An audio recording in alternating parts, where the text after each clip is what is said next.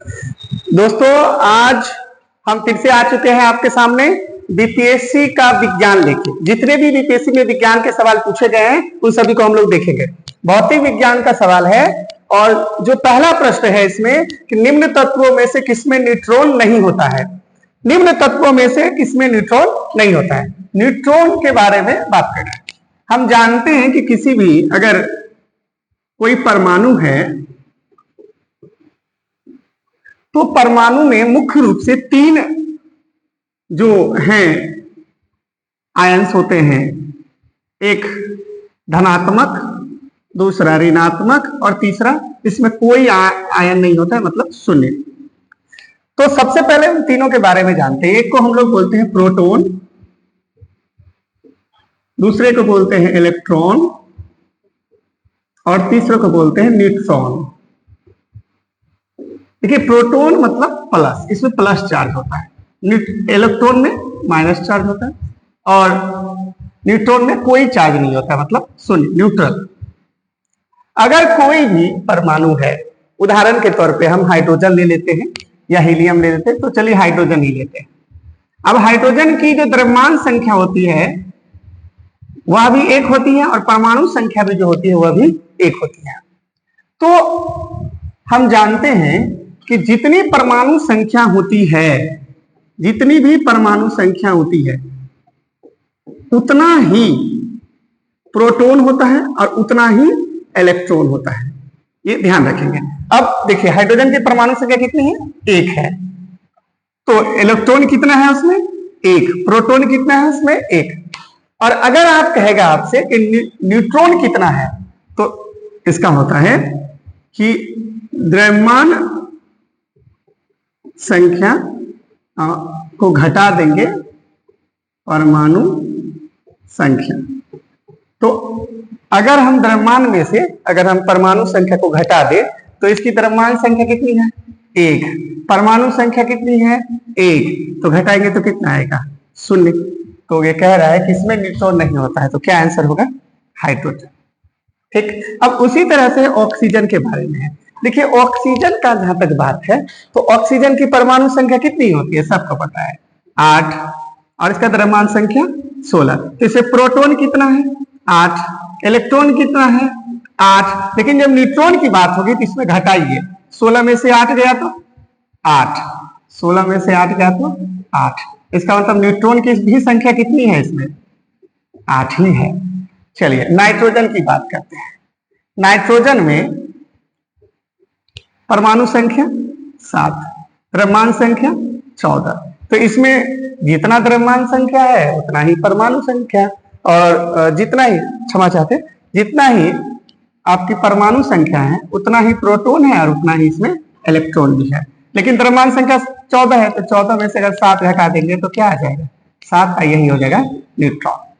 अब है कॉपर, तांबा। तो तांबा के बारे में आप सभी लोग निकाल के हमको बताइए, कमेंट कीजिए। चलिए अब नेक्स्ट चलते हैं। नेक्स्ट सवाल है, एंगस्ट्रम की इकाई क्या है?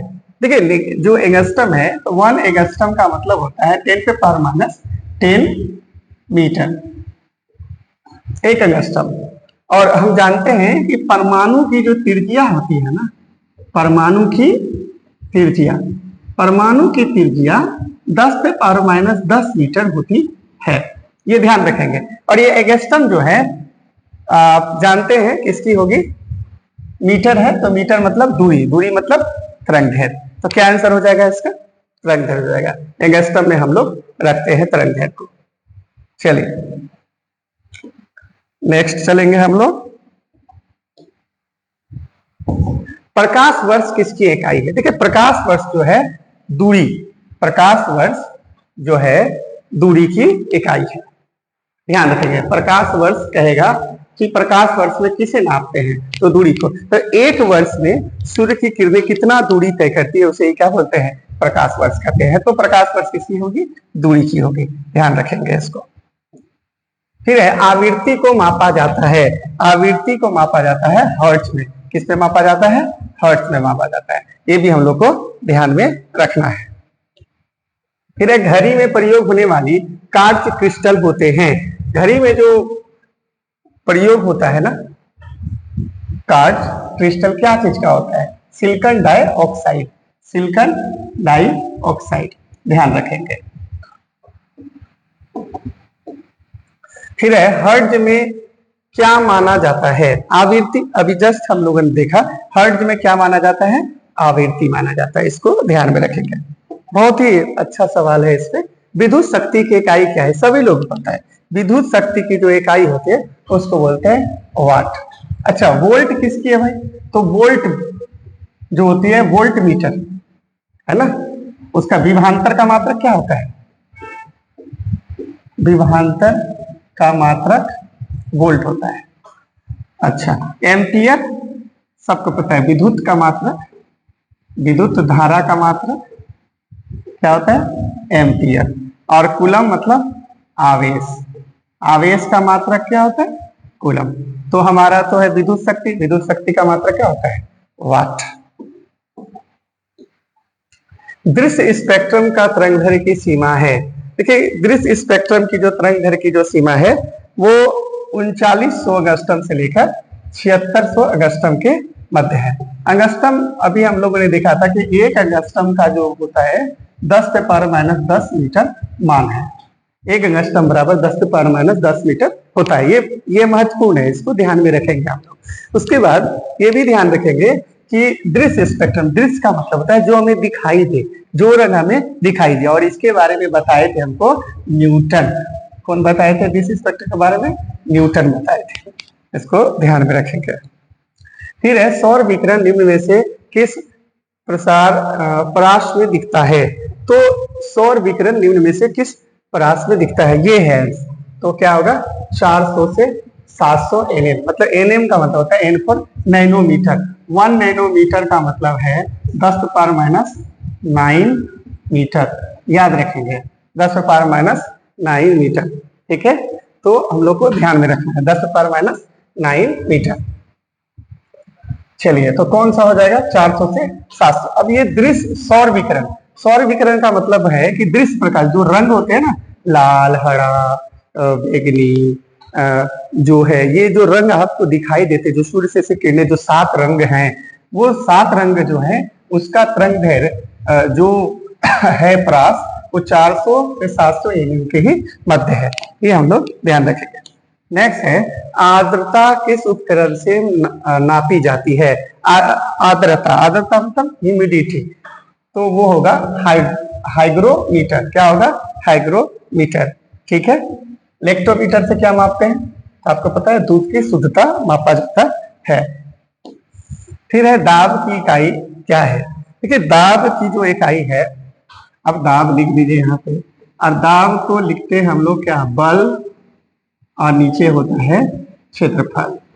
देखिए, बल और क्षेत्रफल। तो बल का मात्रक क्या होता है? सबको पता है, न्यूटन। और क्षेत्रफल का मात्रक मीटर स्क्वायर। तो क्या हो जाएगा? न्यूटन से मीटर स्क्वायर। तो क्या आंसर है इसका? न्यूटन वर्ग मीटर, यही होगा। न्यूटन किसका है? बल का मात्रक है। अच्छा, न्यूटन मीटर बोल रहे हैं, तो न्यूटन मीटर मतलब न्यूटन मीटर, तो आवेग का मात्रक है न्यूटन मीटर, आवेग। ठीक है, ध्यान रखेंगे हम लोग।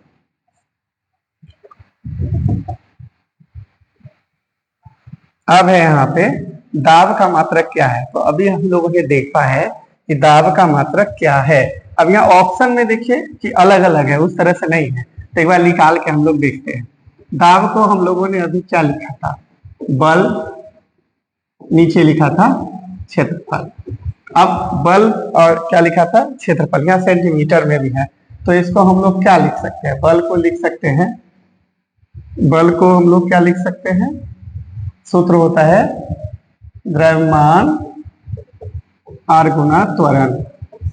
अब द्रव्यमान और गुना त्वरण तो हो गया, और क्षेत्रफल क्षेत्रफल है। तो इसको अगर किया जाएगा तो ये होगा केजी मीटर बटा सेकेंड स्क्वायर,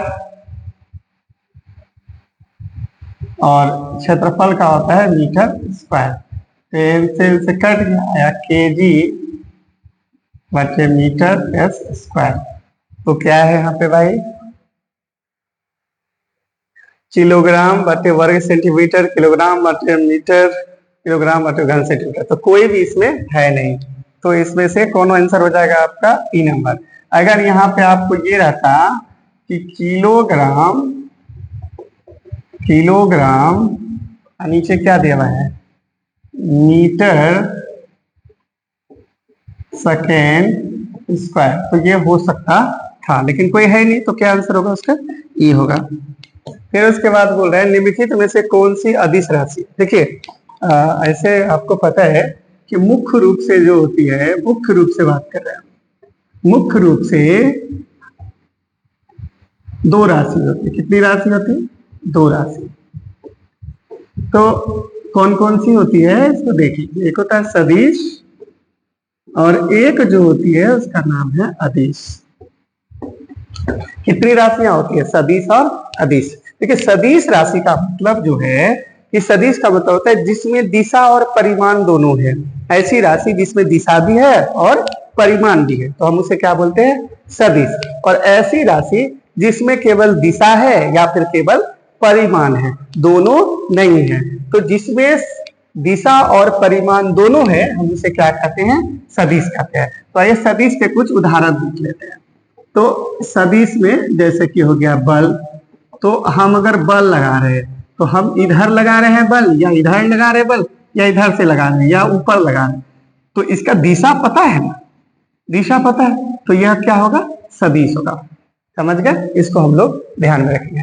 दूसरा है कि संवेग, संवेग या कोणीय वेग, कोणीय वेग जो भी हो, तो वो भी क्या है, इसमें भी दिशा है। तो संवेग हो, कोणीय वेग हो, ये सभी का सभी क्या है, सदिश है। अब अदिश की बात करते हैं।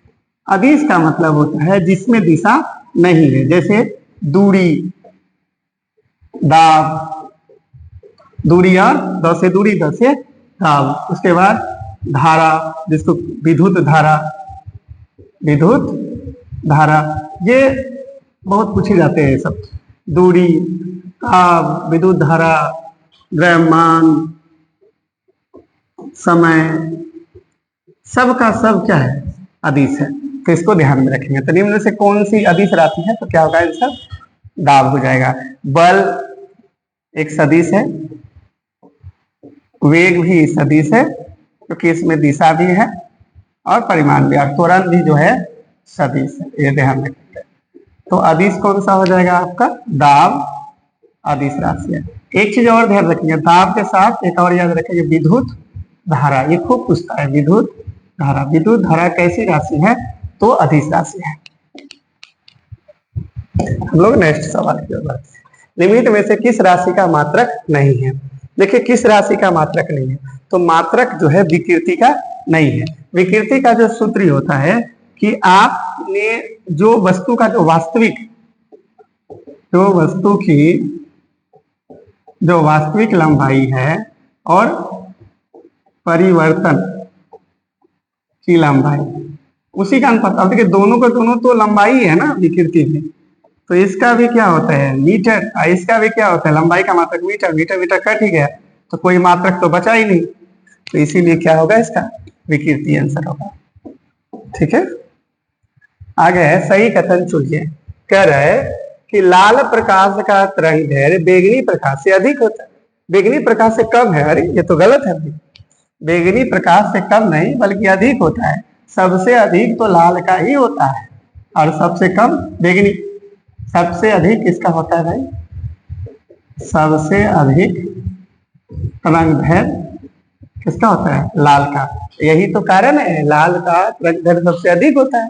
तो इसीलिए आप देखते रेलवे में जो तरंगदैर्घ्य अधिक है, इसलिए ना वो दूर से ही देख लेते हैं लाल रंग जल रहा है तो जो है कि गाड़ी रुक जाती है कि हाँ आगे खतरा है, तो इसको हम लोग को ध्यान में रखना है।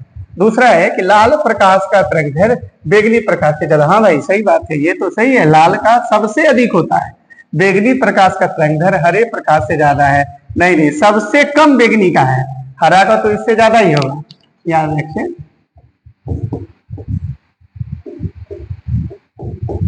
तो सबसे अधिक होता है रेड का, ठीक है, और सबसे कम होता है वायलेट का, है ना। जो वायलेट कलर होता है उसका सबसे कम होता है। तो अब आप यहाँ पे देख लीजिए, आप रेड है, ऑरेंज है, येलो है, ग्रीन है, ब्लू है, इंडिगो है और वायलेट है। तो हम यहाँ देखिए बैगनी प्रकाश का तरंगदैर्घ्य हरे से ज्यादा है। देखिए भाई बैगनी ये है ना, वायलेट यही है। तो अब ये तो सबसे अंत है, सबसे कम इसी का है, तो बैगनी का तो कम हो ही नहीं सकता है। और हरा कहाँ है, यहाँ है ग्रीन, तो ये भी गलत है, ये भी गलत है। बैगनी प्रकाश का तरंगदैर्घ्य पीले प्रकाश से ज्यादा है। कहाँ है भाई पीले, यहाँ। बैगनी कहाँ है, यहाँ नहीं है, ये भी क्या है, गलत है। तो इसमें से कौन आंसर है, 2 नंबर सही है। आप लोगों को एक चीज याद रखना है, ROY रोए, रोए जी बी आई भी, ठीक है। और कई तरह के ट्रिक आप लोगों ने बना भी रखा है। रोए एक ना मतलब कोचिंग का भी नाम है, रोए गर्ल बॉय, रोए गर्ल बॉय GB, रोए गर्ल बॉय इंटरनल वैल्यू, रोए गर्ल बॉय इंटरनल वैल्यू, ध्यान रखेंगे इसको। आगे है, जब दिन में पानी पर साबुन की फिल्म दिखाई देती है तो वह क्या है। देखिए जब दिन में ना पानी पर साबुन की फिल्म जैसी दिखाई देती है, आप जो साबुन की जो फिल्म होती है उस पर, तो उसका क्या होता है, प्रकाश का व्यतिकरण, ठीक है। प्रकाश का व्यतिकरण, जब दिन में पानी साबुन की फिल्म के किनारों के कारण व्यतिकरण के कारण चमकता है। अब देखिए तो इसको जो है ना, व्यतिकरण की जो घटना होती है, हम लोग शादी उदी जो होता है, उधर से आता है दिल, 2 किरणें आती है आपस में मिल जाती है, वो भी व्यतिकरण ही है, उसको भी इंटरफेरेंस बोलते हैं, ठीक है, ध्यान रखेंगे। अब एक परमाणु के केंद्र का धनावेशित हिस्सा क्या कहलाता है। देखिए केंद्र जो होता है ना, अगर ये परमाणु है तो परमाणु का जो केंद्र होता है वो धनावेशित होता है। यहाँ पे प्रोटॉन होते हैं और न्यूट्रॉन होता है। परमाणु के केंद्र में कौन होता है, प्रोटॉन और न्यूट्रॉन। और इलेक्ट्रॉन जो है वो चक्कर काटता रहता है कक्षा में, ठीक है, कक्षा में चक्कर काटता रहता है। एक परमाणु के केंद्र पर धनावेशित हिस्सा क्या कहलाता है, तो प्रोटॉन कहलाता है, क्योंकि प्रोटॉन धनावेशित होता है, इलेक्ट्रॉन ऋणावेशित होता है, E+ E-, और न्यूट्रॉन में कोई ही आवेश नहीं होता है। और न्यूक्लियस तो खैर बात ही है, ये तो है ही नहीं। तो कौन सा आंसर हो जाएगा आपका, एक परमाणु का धनावेशित, E से प्रोटॉन, P से पॉजिटिव। अब देखिए एक ठोस से सीधे गैस में परिवर्तित को क्या कहते हैं। ये तो बहुत पहले से आप जानते हैं, उसको क्या बोलते हैं, उदरपातन बोलते, क्या बोलते हैं, उदरपातन। इसको ध्यान में रखेंगे हम लोग। नेक्स्ट है, वह ताप बिंदु जिस पर ठोस, द्रव और गैस अवस्थाएं एक साथ रह सकती है। बहुत अच्छा प्रश्न है, एनसीईआरटी का प्रश्न है, बहुत बढ़िया। वह तापमान बताइए जिस पर ठोस, द्रव और गैस अवस्थाएं एक साथ रह सकती है। मतलब उतने में आपको वो ठोस भी दिख रहा, द्रव भी है और गैस भी, तीनों। उस बिंदु को हम लोग त्रिक बिंदु कहते हैं, क्योंकि तीनों का तीनों, ठोस, द्रव और गैस, तीनों अवस्थाएं किस तापमान पर दिखेगी उसको बोलते हैं त्रिक बिंदु। फिर है कॉस्मिक किरणें हैं। देखिए कॉस्मिक किरणें हैं, आवेशित है, अनावेशित दोनों हो सकती है, अनावेशित किरण है, आवेशित किरण है।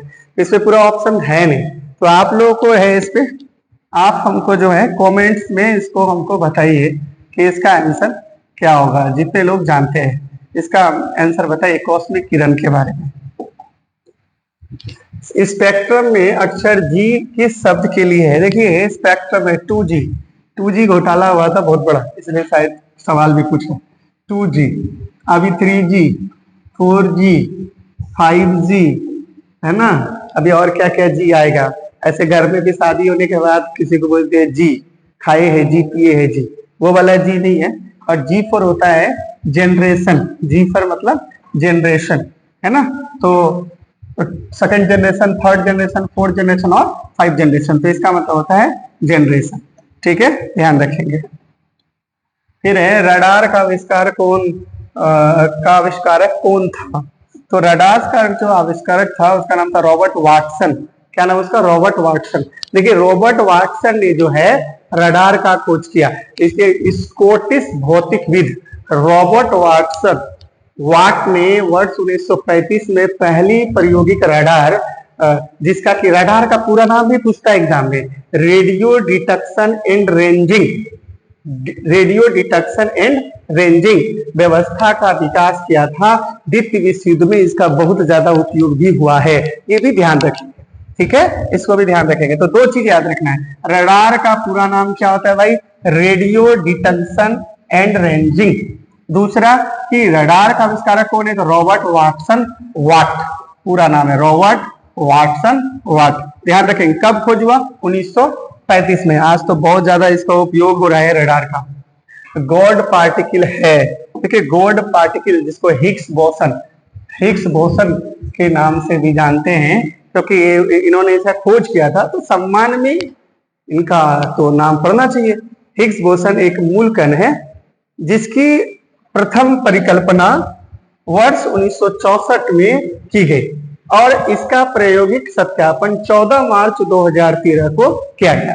मतलब सबसे पहले जो हिग्स बोसन जो कण है उसके बारे में हम लोग को कब पता चला, 1964 में, ठीक है। और आगे देखते हैं, फिर कह रहा है कि वैज्ञानिक समुदाय के बाहर और मीडिया द्वारा अक्सर इस कण को ईश्वरीय कण मतलब गॉड पार्टिकल कहा जाता है ना, कि इसी कण से पूरे दुनिया का निर्माण हुआ है।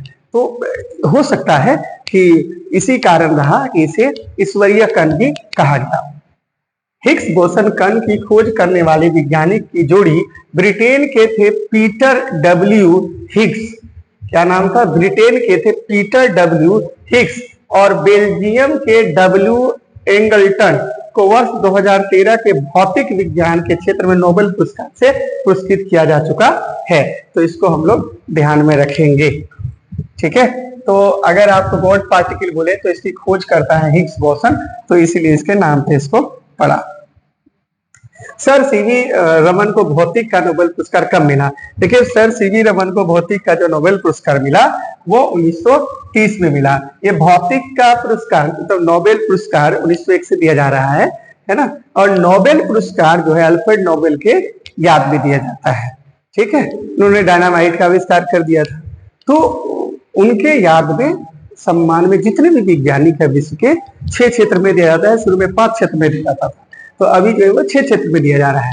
और सर सीवी रमन को भारत के हैं, उनको जो है भौतिक का नोबेल पुरस्कार 1930 में दिया गया, उसको हम लोग ध्यान में रखेंगे।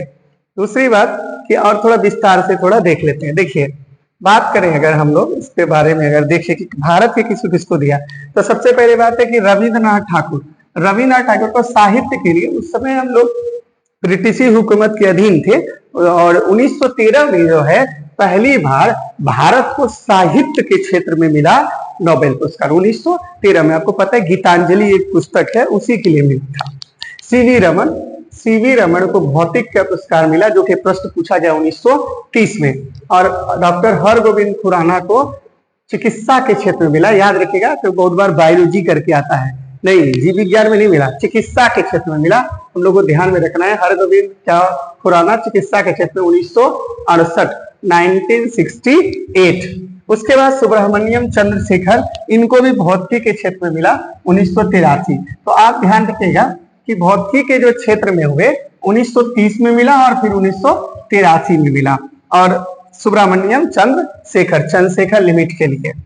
मदर टेरेसा को शांति के लिए 1979 में मिला, 1979 में मिला। और अमृत सेन जो है अर्थशास्त्र के बहुत बड़े जानकार हैं, अर्थशास्त्र के, उनको 1998 में पुरस्कार मिला अर्थव्यवस्था के क्षेत्र में। यही अर्थशास्त्र जो था ना, मूल रूप से पहले 5 क्षेत्र में दिया जाता था, तो जो छठा है वो अर्थव्यवस्था ही जोड़ा गया, अर्थशास्त्र। उसके बाद है कल्याण सत्यार्थी, वो शांति के लिए 2014 में उनको दिया गया। उसके बाद है वी रामकृष्णन, रसायन क्षेत्र में 2009 में इनको दिया गया। देखिए रसायन में आप देख लीजिए भारत को कहीं नहीं है, रसायन को अगर कहेगा क्योंकि फिजिक्स पूछा है तो रसायन पूछने की संभावना बनती है। तो वी रामकृष्णन को जो है कृष्णन को जो है रसायन के क्षेत्र में 2009 में मिला है। उसके बाद है अभिजीत बनर्जी, लेटेस्ट अगर बात करें तो अर्थशास्त्र में भी हम लोग को 2 बार मिल गया है, भौतिकी में भी हम लोग को 2 बार मिल गया है। अब देखिए और अभिजीत बनर्जी ऐसे तो ये रहने वाले थे कोलकाता के, लेकिन ये अमेरिका में बस गए थे। और अभिजीत बनर्जी अर्थशास्त्र में इनको 2019 में मिला। तो ये हम लोग ध्यान में रखेंगे, क्योंकि नोबेल पुरस्कार से सब जो प्रश्न है पूछने का संभावना है। टेलीस्कोप की खोज किस वैज्ञानिक ने की थी? देखिए, टेलीस्कोप की जो खोज की थी उसका नाम सबको पता है, उसका नाम है गैलीलियो। गैलीलियो ने टेलीस्कोप की खोज की, और गैलीलियो ने तो ये बात भी बता दिया था ना कि गैलीलियो ने ये चीजें बता दी कि पृथ्वी के और बहुत सारे ग्रह जो है वो समान त्वरण से खींचा रहे हैं। मतलब पृथ्वी के पास इतना शक्ति है, कोई भी पिंड हो वो समान त्वरण से पृथ्वी उसको अपनी ओर खींच रही है। ये बात बताने वाले जो पहले व्यक्ति थे वो है गैलीलियो। शायद इनको पता था, और आज हम लोग जानते हैं कि G gravitational force of attraction 9.8 metre पर सेकेंड स्क्वायर, ये सबको पता है। और ये बात इन्होंने ये वैल्यू तो नहीं बताया, लेकिन इन्होंने ये जरूर बता दिया कि पृथ्वी जो है अपनी ओर कोई भी पिंड हो उसको अपनी ओर खींचती है। देखिए, ये सभी प्रश्नों को हम लोग को ध्यान में रखना है, ठीक है। और यही चीज है और कुछ भी नहीं, समझदारी की चीज है, ठीक है। उम्मीद करते